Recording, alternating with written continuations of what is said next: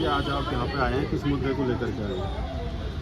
देखिए, आज हमारी देहरादून में प्रेस वार्ता थी लगभग 12 बजे। एक महाराष्ट्र से हमारे पास संदेश आया था। वो संदेश हमें लोकतंत्र के चौथे स्तंभ यानी कि सम्मानित मीडिया को देना था। अभी शिवसेना में आप देख रहे थे कि 1 महीना पहले एक पद में परिवर्तन हुआ था प्रभारी के पद पे।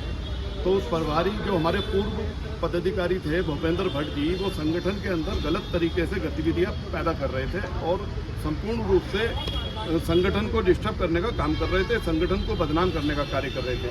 संगठन के जो पदाधिकारी हैं, जो प्रमुखता से संगठन को देखते हैं, उनके ऊपर गलत तरीके की जो टिप्पणियां कर रहे थे। तो और लोगों को अपने पद नाम बता करके लोगों के काम कराने के बहाने लोगों से पैसा ठगने का कार्य कर रहे थे। तो मैंने ये सब चीज़ें अपने केंद्र कार्यालय पर जब भेजी तो वहाँ से एक संदेश आया कि भूपेंद्र भट्ट जो पूर्व में पदाधिकारी थे और वो पद मुक्त उन्हें कर दिया गया था, आज उन्हें संगठन की सदस्यता से भी समाप्त कर दिया। 6 साल के लिए भूपेंद्र भट्ट को शिवसेना पंत प्रमुख एकनाथ शिंदे साहब के आदेश अनुसार हमारे राष्ट्रीय सचिव अभिजीत अड़सुल साहब ने उनको 6 साल के लिए पद मुक्त कर दिया। ऐसा मेरे पास लिखित में आदेश आया था। और दूसरा आदेश ये भी था कि मैं कप्तान साहब से मिलूं और इस विषय में कप्तान साहब को देहरादून बताऊं। और अभी मैं कप्तान साहब से मिला तो उन्होंने मुझे आश्वासन दिया है कि ये जो मामला है गंभीर मामला है, लोगों की आस्था के साथ खिलवाड़ का मामला है, तो इस पर कप्तान साहब ने आदेश दिया कि वो इस पर कार्रवाई करेंगे और हम जल्द से जल्द भूपेंद्र भट्ट के ऊपर मुकदमा दर्ज करेंगे। अध्यक्ष साहब, जैसे कांवड़ यात्रा शुरू हो गई है और कांवड़ रूट पे जो एक नाम परिवर्तन का सिलसिला चला था, लेकिन सुप्रीम कोर्ट ने उसे रोक दिया, तो आप उसे किस तरीके से देखते हैं? देखिए, सुप्रीम कोर्ट तो वैसे सुप्रीम कोर्ट है, लेकिन मैं व्यक्तिगत सुप्रीम कोर्ट के इस मंशा की सोच की निंदा करता हूं, क्योंकि ये बिल्कुल गलत नहीं था।